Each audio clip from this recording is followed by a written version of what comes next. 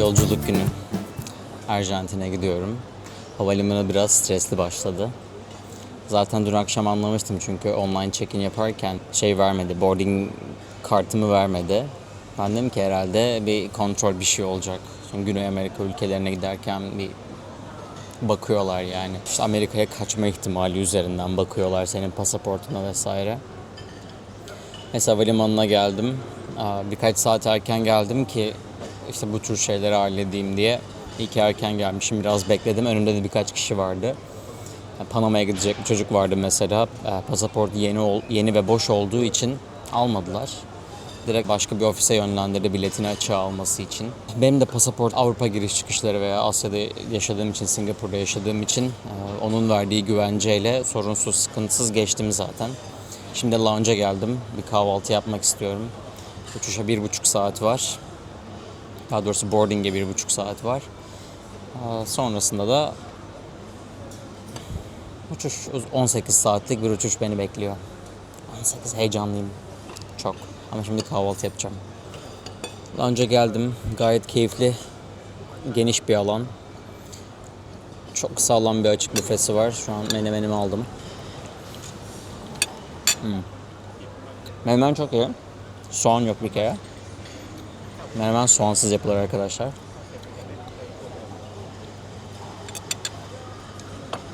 Ne aldım? Menemen aldım. Domates, peynir, salatalık, zeytin, tereyağı.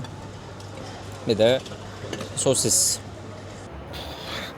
Heyecanlıyım. Yepyeni bir macera. Bu stres, endişe, heyecan, mutluluk, karma karışık şeyler yaşıyorum şu an. Her şey güzel olacak. Önce bir kapımızı bulalım ondan sonra. D13. C1'deyim. Biraz yürüyeceğim diye 12 dakika gösteriyordu az önce.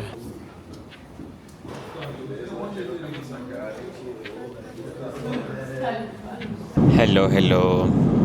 Yaklaşık 5 saat oldu. Bindiğimden beri dizi izliyorum. Big Mistakes'in 7 bölümünü izledim. Son bir bölüm kaldı. Onun öncesinde bir mola vermek istedim. Çok iyi yani. Tek nefeste, tek solukta izledim resmen. Kahvaltı servisi oldu. Onun üzerine kahve içtim. Dizi izledim derken işte 5 saati devirdik. Şu an Afrika kıtası üzerinde bir yerlerdeyiz. Tam olarak nerede bilmiyorum. Keyifli şu an için. Yani Türk Hava Yolları uçuşu zaten. Muazzam her şey. Servis muazzam. Sao Paulo'ya vardık. Yaklaşık 14 saat sürdü. Şimdi burada bir saatimiz var.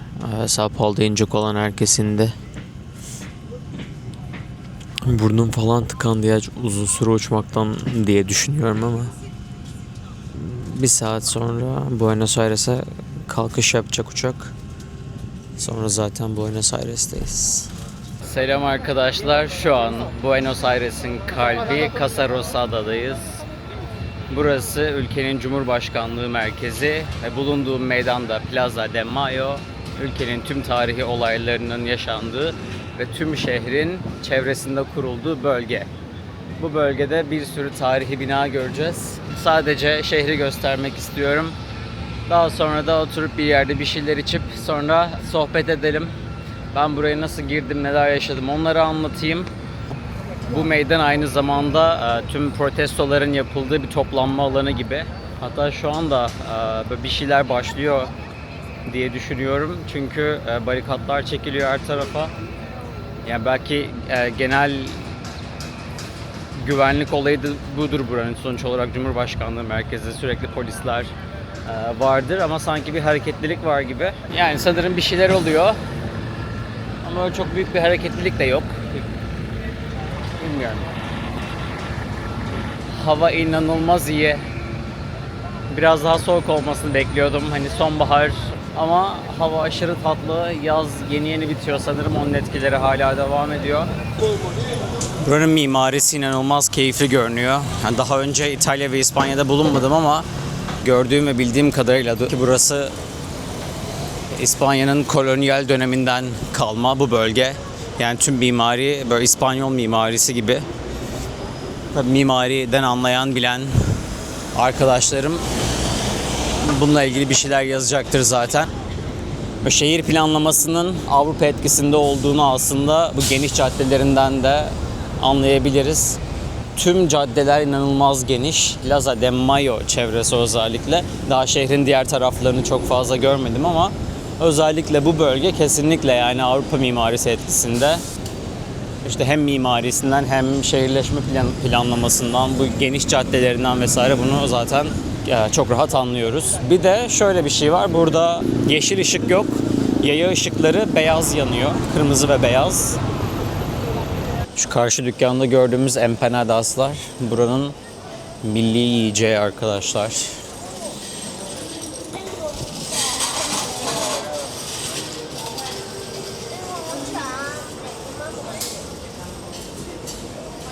Bunlara böyle her sokakta denk gelmek mümkün. Ben San Telmo bölgesine gidiyorum. Orada bir San Telmo market var. Orada yemeği planlıyorum. O yüzden şimdi sokaktan almayacağım. Yani bu gördüğüm yerden almayacağım. Dikkatim dağıldı. İnsanlar bana gülümseyince dikkatim dağılıyor. Ne diyordum? Ha işte San Telmo'ya gideceğim. Orada bir şeyler yiyeceğim. Belki bir bira içerim. Empanada gördüğünüz gibi şöyle hamur içerisinde seçtiğiniz fillingle yapılan bir şey. Ben dana ve sebzeli söyledim. İkisi de fırınlanmış. Bir de bunu kızarmış şekilde de yapıyorlar ama ben şu an bunu yiyeceğim. Çok heyecanlıyım. Yanında da şöyle acı sosum var. Gömelim.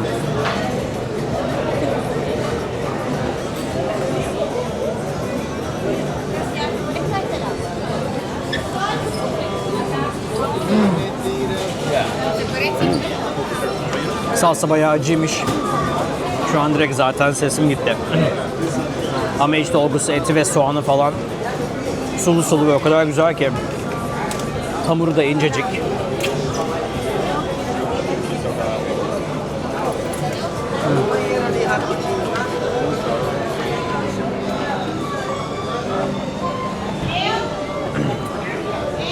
Empanadas bu şekilde el açması hamuru içerisine seçtiğiniz herhangi bir dolgu malzemesiyle, işte ben bir tanesini etli seçtim, dana etli, diğerinde sebzeli. Tavuklusu var, hemen cheese'li var. Aklınıza gelebilecek herhangi bir sadece peynirli var, herhangi bir dolgu malzemesiyle yapıyorlar aslında. Burada bir 12 tane farklı çeşidi var. Ben bugün 2 tanesini deneyeceğim. Daha sonraki günlerde zaten tekrardan deniyor olurum. Çok iyi.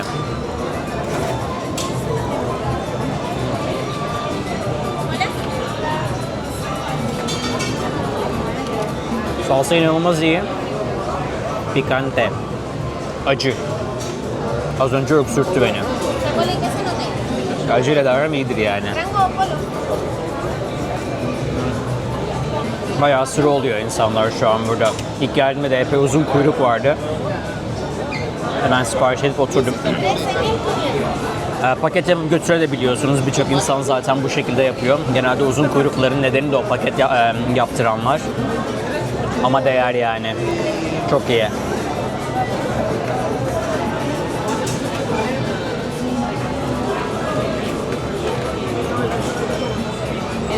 Kalabalık bir ekip çalışıyor.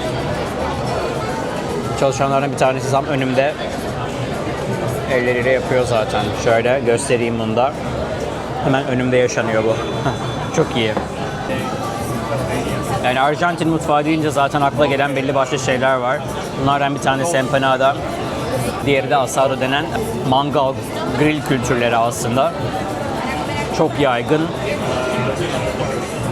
Tabii chorizo gibi ürünlerde de ve sandviçleri var. Yine çok bilinen.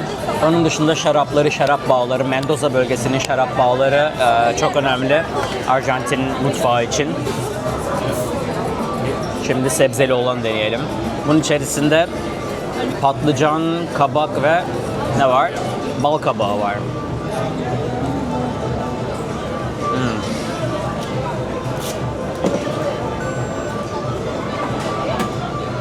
Şöyle içini açıp göstereyim.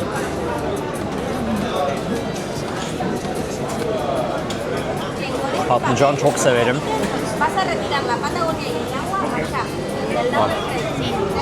Patlıcan zaten en baskın malzeme şu an içerisinde. Bal kabağı ve normal kabak çok fazla yok. Ama var yani, görüyorum da tadı daha çok patlıcan. Şu an Mercado de San Telmo marketin içerisindeyim. Direkt San Telmo bölgesinde bir market burası. Yani marketten ziyade içerisinde kafelerin ve restoranların olduğu, az önce empanadaları yediğim yerde buranın içerisinde. Ya inanılmaz bir yer. Şöyle meyve sebze satan yerler de var. Kakao var hemen şurada. Çok iyi görünüyor. İşte burada restoranlar. Şu an öğle vakti. Herkes birasını, şarabını, yemeğini afiyetle tüketiyor. İnanılmaz bir yer. Yani ortam çok iyi. Herkes kendi eğlencesinde.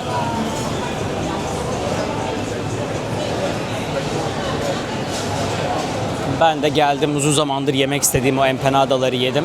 Yediğim yer de çok popüler bir yer. Zaten ilk gittiğimde de sıra vardı. Hemen karşısında bir tane de ızgaracı vardı. Etrafında oturmuş insanlar dükkanın ve tam ortada bir tane işte ızgara var. Sipariş ettiğin şeye göre direkt orada pişirilip servis ediliyor. Çok keyifli bir yer. Dışına çıkarken de işte bu sağımda ve solumda olan dükkanlar gibi işte hem hediyelik eşyalar hem takılar, bu tür şeyler satılıyor burada. Ama San Telmo bence, yani bu market herkesin gelip bir şeyler yemesi gereken bir market. Ben bir kez daha gelmeyi planlıyorum. Şimdi empanada için geldim. Bir sonraki de muhtemelen yine ızgara için olacak. Sakin, gölgelik, ağaç altında böyle tatlı bir yer buldum. Şöyle kısaca bir anlatayım neler yaptım. İstanbul Havalimanı'ndan geldim buraya.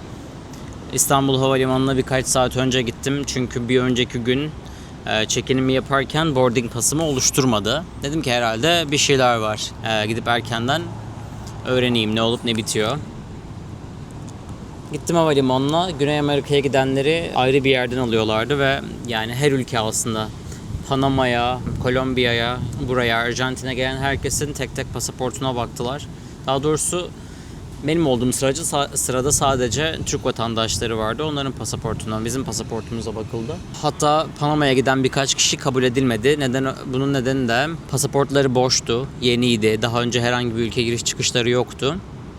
Son sıra bana geldiğinde herhangi bir sorun olmadı. Zaten hem Singapur'da yaşıyor olmam, hem Avrupa ülkelerine hem de Asya'da birçok ülkeye giriş çıkışım olduğundan, çok gezdiğimden vesaire herhalde böyle düşünüyorum. Bir sorun olmadı. Ama daha buraya gelmeden İstanbul'da eliyorlar arkadaşlar. Uçağa kim binecek, kim binemeyecek. Çünkü şunu riske atmak istemiyorlar. Buraya geldiğinizde havalimanında geri gönderilmektense direkt Türk Hava Yolları bunu orada havalimanında çözüyor ve sizi uçağa almayabiliyor. Önce Sao Paulo'ya gittik. 13,5 saatlik bir uçuşun ardından orada uçak temizlendi. Sao Paulo'da inecekler indi. Yakıt dolduruldu tekrardan. Ve bu sefer Arjantin'e uçacak kişiler uçağa alındıktan sonra o arada bir 1,5-2 saat geçti. Arjantin için yola çıktık, Buenos Aires için. 2,5 saatlik bir uçuşun ardından da akşam 10.30 gibi falan ben buraya indim. Burada inişte herhangi bir sorun olmadı. Pasaport kontrolünde sadece ne kadar kalacağımı sordular. İşte 2 hafta dedim, yaklaşık 2 hafta. Sonra sorunsuz, sıkıntısız zaten girdim. Akşam geç olduğu için de çok uzun süre uçakta olduğumdan, havalimanına da erken gittiğimden aşırı yorgundum. Direkt taksiye atladım, şehre geldim ve daha önce Tayland'da tanıştığım bir arkadaşımın evinde kaldım dün. Bugün de orada kalacağım. Keyifli başladı. Birkaç saat geçti, Buenos Aires'teyim. Çok keyifli. Palermo bölgesinde kalıyorum. Şu an merkezi bir bölge. Buranın böyle eğlence hayatının, restoranların, barların, kafelerin çokça olduğu keyifli bir yer. Birkaç saat oldu işte, şehri geziyorum. Şu an San Telmo tarafına geldim. Cumhurbaşkanlığı Sarayı'nın olduğu şehrin böyle tarihi bölgesi diye anılan bir yere geldim. Şehrin tadını çıkarıyorum. Çok keyifli, çok keyif alıyorum gerçekten. Bence Arjantin inanılmaz keyifli olacak benim için. Sorularınız varsa sorun, yanıtlayabildiğim kadar yanıtlarım. Yorumlarda buluşalım, orada sorun veya tavsiyeleriniz varsa tavsiyelerde bulunun. Çok isterim. Gezmiş kişilerin tavsiyesini almayı da çok isterim. İnsanlar çok güler yüzlü. Herkes birbirine selam veriyor. Çok önemli benim için. Güzel ya. Umarım böyle başladığı gibi devam eder. Heyecanla bekliyorum ben, bakalım bu şehirde beni neler bekliyor. Biliyorsunuz zaten vizesiz bir ülke. Ama bu demek değil ki gerçekten ülkeye direkt sizi alacaklar. Ben sorun yaşamadım ama sanıyorum sorun yaşayanlar var. Duyduğum ve okuduğum kadarıyla. Sağlık sigortası soruyorlar vesaire. Bana hiç kimse hiçbir şey sormadı. Dediğim gibi sadece nerede kalacaksın ve ne kadar kalacaksın. Ben de arkadaşımın evinin adresini verdim. Bir de işte totalde 2 hafta kalacağımı söyledim. Buradan da başka yerlere seyahat edeceğimi söyledim. Bu kadar. Şu an Puerto Madera bölgesindeyim. Burası Buenos Aires'in en prestijli bölgelerinden birisi. Eski liman depolarının modern mimariyle buluşturulup kafelere, residential alanlara dönüştürüldüğü bir bölge. İşte kanal kenarına hemen göstereyim. Kanal kenarında kurulmuş şu yapıların içerisi kafeler, restoranlar, evler, bir şehir alanı, bir yerleşim alanı kurulmuş. Bu da buranın en prestijli mahallelerinden biri. Bayağı tatlı, sevimli kafeler ve restoranlar var. Bence Buenos Aires'e dair ilk izlenimlerime göre söylenebilecek en önemli şey muazzam bir şehirleşme var. Geniş caddeler, mimari çok iyi. O eski İspanyol mimarisi, kolonyal dönemden kalma mimari şehrin silüetini inanılmaz güzel gösteriyor. Çok keyifli yani geldiğim ilk andan şu ana kadar gördüğüm her şeyden, tattığım her şeyden inanılmaz keyif aldım. Şu tam karşıdaki yer Cafe Tortoni. Listemde olan ve gitmeyi çok istediğim bir yerde ama önündeki sırayı görüyorsunuz. Şu an onu bekleyemeyeceğim. Belki önümüzdeki günlerde buradan tekrardan geçtiğimde veya özellikle erken gelip gidebilirim. Kahvesi, işte çikolatası meşhur. Onun dışında churrosları meşhur. Başka zaman artık. Tuvaletini kullanmak için bir tane alışveriş merkezine girdim. Duvarları görünce dedim ki arkadaşım, çok iyi görünüyordu ama yani. Gördünüz siz de. Çok iyi görünüyordu. Yani AVM'nin kendisi de öyle, duvarları falan genel olarak. Gayet hoş bir AVM. Galeria Pacifico.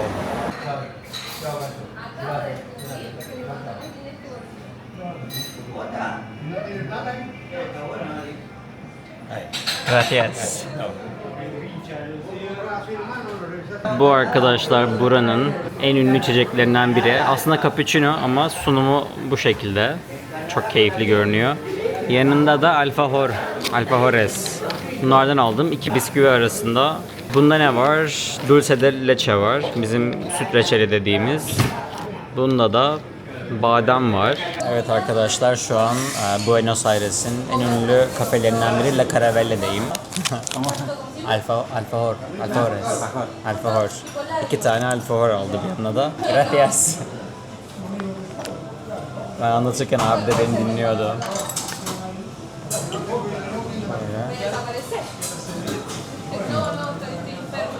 Üstüne tarçın var, çok iyi. Şimdi bunu açalım. Bu en klasik olanlarından, içerisinde süt reçeli var. Süt reçeli zaten biliyorsunuz ki burada her yerde. Şöyle aslında bize neye benziyor? Harley'e benziyor biraz. Çok farklı tabii, öyle bir şey değil.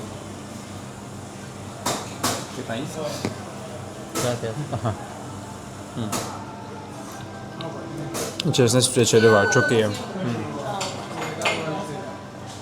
Tam böyle gün ortasında tatlı ihtiyacını karşılayacak bir şey.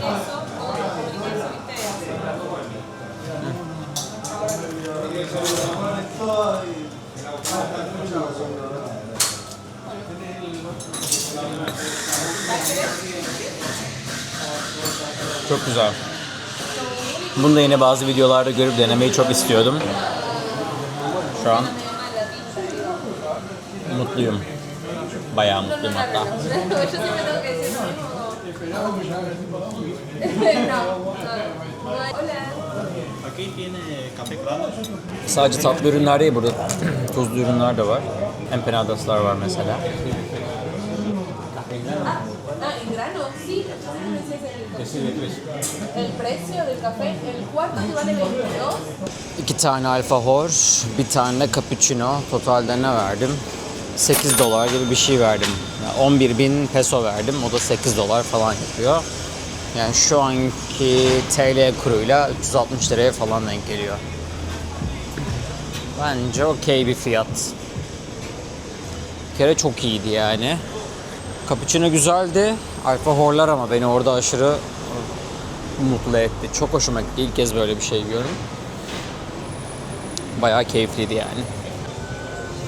Yürürken şöyle bir sandviççiye denk geldim. Çok iyi görünüyor bunlar vitrinde.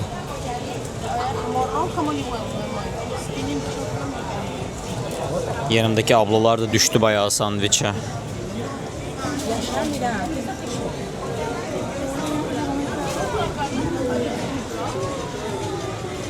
Burada böyleli bir yürüyüş yolu. Kafeler, restoranlar, hediyelik eşya dükkanları. Real cambio. Burada yürürken sokaklarda insanlar cambio, cambio diye sesleniyorlar. Orada döviz bozdurabilirsiniz.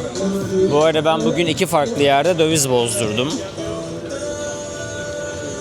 İlk yer bayağı bir exchange office, resmi bir yer. 50 euroya 72.500 peso verdiler. Benim bir app'im var. O uygulama üzerine baktığımda ya 79 falan gösteriyordu. 79'a yakın gösteriyordu. Ben de neyse bozdurmuş bulundum ve şey yapmadım yani. Ses etmedim. Sonra ikinci 50 euroyu da denemek için sokakta bozdurdum. Bu cambio diye bağıran abilerden. Ve 50 euroya 80.000 verdiler. Yani 7.500. Neredeyse işte 6-7 dolar bir fark.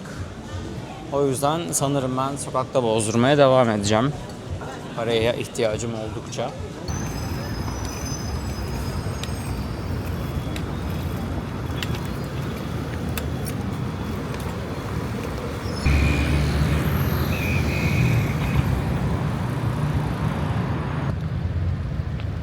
Yürüye yürüye Buenos Aires'i bitireceğim ben.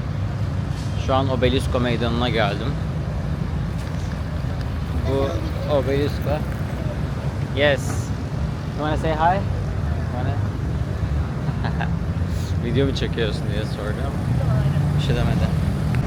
Yine çok yakınında olduğum için bir landmark'ı daha aradan çıkarayım dedim. Obelisco'ya geldim. Yine böyle aşırı geniş bir meydanın ortasına dikilmiş. Buenos Aires'in de en görünür, en büyük landmarklarından bir tanesi.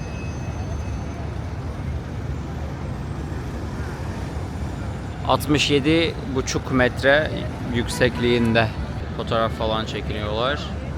Bu meydan yine böyle kutlamaların, protestoların yapıldığı bir meydan.